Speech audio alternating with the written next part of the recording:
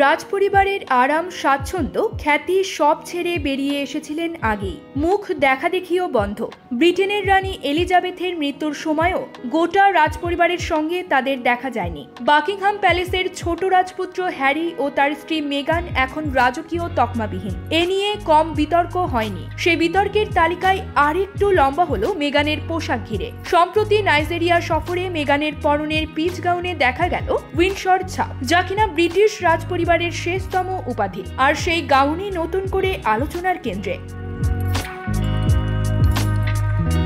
নাইজেরিয়ার defence chief of স্টাফের আমন্ত্রণে শুক্রবার সে দেশে গিয়েছেন হ্যারি ও মেগান। এটাই তাদের প্রথম নাইজেরিয়ায় আনুষ্ঠানিক সফর। সেই অনুষ্ঠানেই মেগানকে দেখা গেল পিচ রঙা গাউনে। তার পোশাকি নাম উইন্ডসর গাউন ব্লাশ। এই পোশাকটি তৈরি করেছেন ক্যালিফোর্নিয়ার ডিজাইনার হেইদি মারি। একেবারেই সাদামাটা স্বাদ ছিল মেগানের। গাউনের সঙ্গে তিনি পরেছিলেন নাইজেরিয়ার জনজাতিদের তৈরি রং বেরঙের পুঁথির মালা। হ্যারির ক্রিম হোয়াইট প্যান্ট শার্টের সঙ্গেও গলায় দেখা গিয়েছে সেই মালা।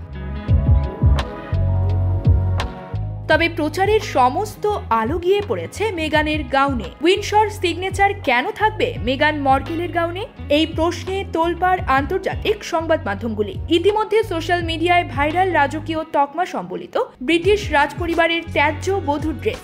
অনেকেই বলছেন রাজপরিবার থেকে বেরিয়ে নিজেদের পায়ে দাঁড়ানোর গর্ব আসলে নাটক। তারা রাজকীয় ঘেরাটোপেই থাকতে চান। আবার কেউ কেউ প্রশ্ন তুলছেন, ওই পোশাক নির্বাচনের সময় কি মেগান জানতেন যে ওটার royal সিগনেচারের?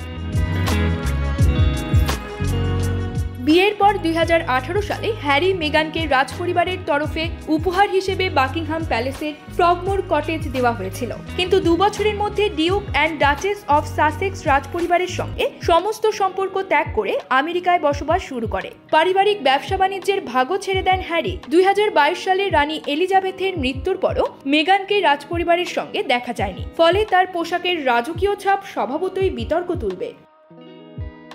News desk, UKBD Times.